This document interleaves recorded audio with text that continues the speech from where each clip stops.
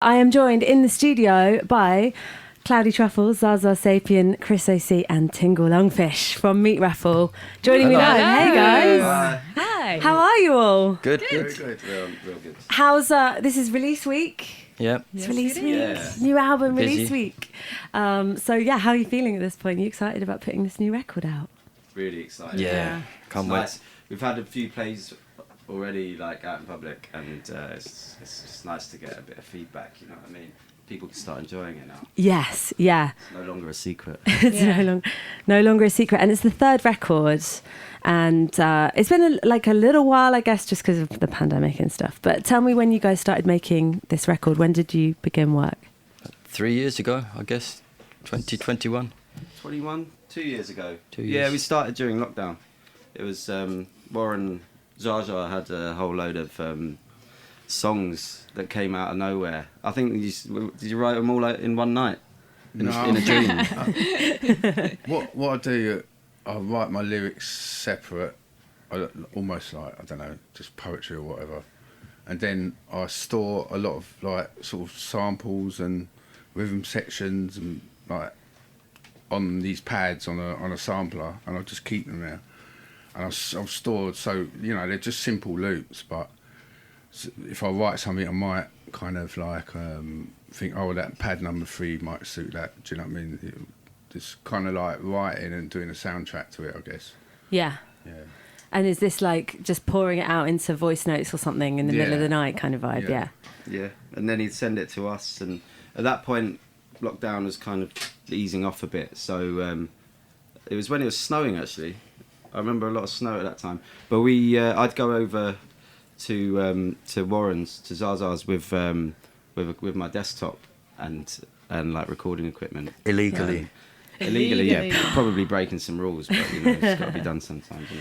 Yeah. And we'd start recording sketches of the tracks, and Cloudy would come down and record the bass, and then we would send that to everyone else. Like everyone was in different parts. Like Dan Italia was in Italy, and Tingle Lungfish was like really high up in the sky at that point. In his towers. in Tingle Tingle Towers. Towers. So Tingle we Towers. were more than a metre away from each other. Oh, good. At At all all times. times. Yeah, Good. yeah. Yeah. Just got to clarify that. Yeah. Yeah, and then the tracks, like everyone would listen to the track on their own, record their own parts on their own, in their own spaces. It's quite nice. Did it all remotely. Yeah. And then that got sent back to me, and then made a few arrangements, and you know, sort of produced it to the point where as far as I could take it. And then we handed it over to Dante Treno, who's in the band called Sweat. He's a producer. He's worked with Fat Whites and all sorts of people. Jess Winter, loads and loads of people. Really, really talented, clever guy. And we kind of said, here you go, take it as far as you want to take it. Yeah. All the way. And then once you've finished that process, we'll meet up and we'll sort of claw it back and meet you in the middle somewhere and bring it back into Meatraffle territory. And this is the product. And there you have it, a new record. Was it like a different vibe for you guys working in that way, more remotely? Like before, for your previous records, was it more you guys all in a room, kind of? No, it was Yeah. strange. It was really weird. 'Cause I was doing the bass parts on my own in the living room. First of all, I had to figure out how to use Logic, because I was just like, oh my gosh, I can't. Technical stuff was not good for me. So, it was really strange. So you would send the drum beats, right? Yeah, AC? and that was the big departure. Was there's no live drums on the album. Yeah. Right. Okay. And normally, we would sort of like one take in the studio all together. Kind of that's what all the previous 2 albums have been like, I suppose. And then this was like poor Jay. I mean, he did a few.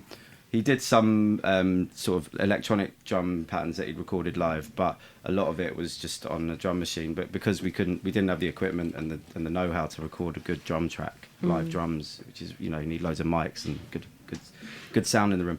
So we just to combat that, it became an electronic album in a sense. Yeah. So, Yeah. Talk to me about Love Song Industrial Complex. This is like we heard Smallest Gang, which I played on the show last month. And then Love Song Industrial Complex is kind of like the second taste of the record, isn't it? Yeah. Yeah, well, Love Song Industrial Complex. The title's kind of nicked off. I think I first heard from Frank Zappa when he talked about the military industrial complex. So I kind of I don't know whether it's from Chomsky or someone like that, but that's who I remember the phrase coming from. So I thought, kind of link it up with this idea I had about like pop music generally being like about the subject matter being about love. So it wasn't, because like listening to like old folk music and stuff, I mean the subject matter's there's a lot more varied. Do you know what I mean? And kind of, if you're in like, you know, being brought up and listening to music, there's a lot of love going on. Yeah. And I kind of saw it as a bit of an industrial kind of monster. And it's not actually saying there's nothing wrong with doing a love song, but it's also other things to talk about, really. And that's kind of how the song grew. Really. Yeah. So it's like an anti-love song. It's not anti. I mean, Yeah. some people would say, someone said, "Oh, what about Marvin Gaye?" You know, I know Marvin Gaye. Yeah, it's great, but he also did the "What's Going On" album, Yeah. which is very, political. It's like, so I kind of, yeah. It's not a critique. It's just an observation. Yeah. Yeah. Shall we hear it? Yeah. Oh, Yeah. Chris, were you about to say something? I was just going to say, and then we've got Smallest Gang, which is the ultimate It's a love song, yeah. The ultimate Yeah, love it song. is. It's, To a and tiny they top gang. and tail the album as well, by the way. So, Right, okay, like, so... we open with Love Song, Industrial Complex, which is a bit of a critique, but, and then it ends on this really romantic love song at Yeah. the end, which is great. Yeah. Is this one of your favourite tracks on the record, Love Song? Is this one of the... Yeah, is it I up like there? it. Yeah. It's hard to pick one, though. They're all favourites Yeah. in a way. Yeah. But when I heard this, I love Smallest Gang, but I really love this one as well. We should play it and then we'll chat more with Meatraffle after this. Thank you.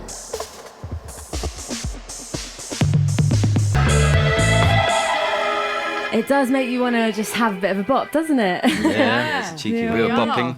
Very much, little bop. I love those backing vocals from Claudia at the I know, end. they I don't know how sound she so did that good. with her voice. It must have been something about lockdown. She had those balloons. She had the balloons. Now, what- She has some laughing Channeling gas. Nonna Maria. I was. I was quite pleased with what Rick Ashley said about it. He described it as being, was it David Bowie from On acid. another universe? Oh, yeah. Yeah, So yeah, thank you very yeah. much. Yeah, Yeah, thanks, that's a I've great Rick. loved one. all your stuff in the past. Yeah. I did. I had a huge crush on Rick Ashley. Yes, I did. Yeah, David Bowie on Another Dimension. Yeah. It's a vibe. It's really, it's definitely a vibe. So, can you tell me a little bit about you guys starting out? I mean, this is like way back, but I just don't really know the story. Like, how did Meatraffle form? And also, why Meatraffle? Why did it get called That's that? a long story. Too long. I think it started with a friend of ours called Clary Knuckles MacDonald. He's like a quite well-known figure in the criminal underground, Right. and he does a lot for charities. so he organised the Beatles. It was for a children's charity, so it's like bands would play Beatle covers, and he did it at one of the locals in Streatham. White Line, I think it was. Yeah, it is the White Line. And so, as he's a friend of mine, I said, "Look, I've got a band. Can I contribute?" And he said, "Yeah, I'd love to. Okay, fine." So he booked me in. I went home and thought, "Hold on a minute, I can't play an instrument. I've never wrote a song. I don't have any band members, and I don't, know many Beatles songs." So I kind of researched into their back catalogue, and I found a song called Revolution Number 9, which I think is on the White Album. Yeah, it is. Yeah. Which is the only song that doesn't actually have any instrumentation in it. I think it's just like tapes looped over and stuff like that, sort of avant-garde stuff. Yeah. And so when the big day come, we mustered up the troops. We had Tingle, we had Clams. Is that right? Clams on bass. Who else was Clams from on All the Division? drums, Oh, was wasn't he it? on the Fats. drum? No, Oh, Fats was on. Fats was on drums, wasn't he? Yeah. Fats Fats, was on I was drums. on the radio. Yeah, basically we had a few like we had On a the few shortwave radio. we had so our turn to perform. Yeah. We turned up with some AM radios, old Valve radios, wired into the PA. We had live drums. We had, I think we played a Billy Joel record going backwards, and I told a few jokes. And after that, someone went up to us and said, "That's the best thing I've heard all day." Do you know what I mean? Everyone was playing "Love, Love, Me Do," and he was blown away. I thought, well, someone kind of come up to us and thought that's really good. But there were people screaming for us to stop. Yeah, we did. And they were hiding their children under the screaming tables. to stop, but screaming like, you know, the fans used to the Beatles back in the day. That's the way I saw it. I absolutely love that attitude of just like, oh yeah, just jump in, like figure it out when you know, as you do it. Then I decided to take up an instrument. It gave me Yeah. inspiration to take up the trumpet. And I thought, oh, it's only got 3 buttons on it. It must be easy, but that's probably the hardest instrument to learn. Like, out of it. But it's, yeah, so we all kind of, you know, followed the path and gradually snowballed. The next thing, we're on the radio, like national radio. It's crazy. It's crazy, yeah. Yeah, but you know, and like that's like been over a while, hasn't it? How many years since the first record? Well, that was 10 years. I think. 14. Yeah, we. I think 2015, that gig the would have record been 10 came years out. ago. 2015. Huh? Yeah. That gig in the White Lion would have been 10 years ago. more than 10 No years. more, because the album came out 2015, right? That's Yeah. that's anyway. Yeah. Yeah, so First it's been a time. while. So you've been a gang. You've been a not The quite smallest a smallest, gang, but slightly larger than smallest gang Yeah. for a while now. It's been good times. Yeah, Good times. What would you say has been like the best moment of me? Well, I mean, it's hard probably to boil it down, but any like This is really the best moment. Oh, thanks, Yeah. guys. That's so nice. But is there any like really memorable moment? It could be funny or you know, like just or epic. Maybe like being not in someone- Austin, Texas was fantastic for us. But Was there's that been South so by many great Southwest? Yeah, moments. South by Yeah. Southwest. South by Southwest was great fun. That was, Yeah. that was a lot of good times. The memorable moment for me was playing. We opened up the main one. I can't remember, one of the biggest stages at Green Man Festival. Yeah. But Cloudy couldn't make it, and Fats, our drummer at the time, couldn't make it. So I was on drums, and Trixie, our friend Trixie, was on bass. And we'd had like one practice the night before, and we just weren't really that ready for it. And it was people were there for it, and it was like busy. It was a big, it was a big tent, and it felt like full. And it was there was a lot of making it up as we were going along. I hadn't played the drums in ages, and it just felt a bit. I think felt a my bit highlight wild, was that gig we did in some naked festival. You know, in the early days, everyone was It bollock was naked. like the Small Penis Festival. Yeah. Yeah. And not only naked, we're full of piercings and everything. And Yeah, it was disconcerting. but it was really sad. It was quite depressing. They weren't jumping around dancing, because getting into the it vibe. was They the were just sort of Small wandering Penis around. Festival, Yeah, Who yeah. booked that? We weren't Zsa naked. Zsa, sure you connected us to I think that. the guy was a part of that like poet scene round Brixton. And we were the only And- ones dressed. Was it in England? It was Yeah. in England, not in it another was on country. Mile End No, Road, yeah, wasn't it It was was on Mile End. It was, in yeah. Whitechapel, and That's near where I live. and It's a great club. It's closed down. Yeah. I can't remember what it's and they called. were we did. That's amazing. They were kind of looking at us and thinking, look at these idiots, like and they're like kind of Look at these people dressed up. They must be really hot. yeah. I heard of people obviously been nervous, like picture a room of everybody naked, but I actually haven't heard of people actually playing to a room full of naked people. Yeah. That's Imagine going to the bar. But I haven't got my Where's my? Oh no, I have to go to the cloakroom. yeah, I think another one was. I think it was the first Fat White Family gig, wasn't it? At Tulsa Tavern. Oh yeah, that was yeah. our That was second just ever gig. that was just ended up with the whole place just Chairs being being thrown smashed up. It was crazy. Yeah. And the last thing in the room was like a pig's head. His head. Oh yeah. I think I heard Sad times. heard about Yeah. that gig. Yeah. The last one to leave. The fix head. Good times. Let's play another track from your new record, which is coming out on Friday. Friday. Yeah. Yeah. Yay! Base and Superstructure. So this track's called Robots. Anything you can say about it? Robots is just it's kind of about people getting conned with text messages saying you should ring that number and it's just about Scammers. like kind of scammers Yeah. and kind of all that sort of stuff. Okay. Yeah. All right. This is Meatraffle and Robots, and this is also people won't have heard this yet, will they? From the No, record. not necessarily, no. Not necessarily. Yeah. So sneak preview of the new album. Thanks. looking at robots. Break down. Yeah, having a little meltdown at the good end little there. meltdown at the end. Life. Yeah, Robots by Meatraffle, and that is another new track from their new record. Okay, so we've not got much time to chat. You know what? Yes. We haven't said what the album's called yet. Base and Superstructure. Yeah, I think that's I it. said it.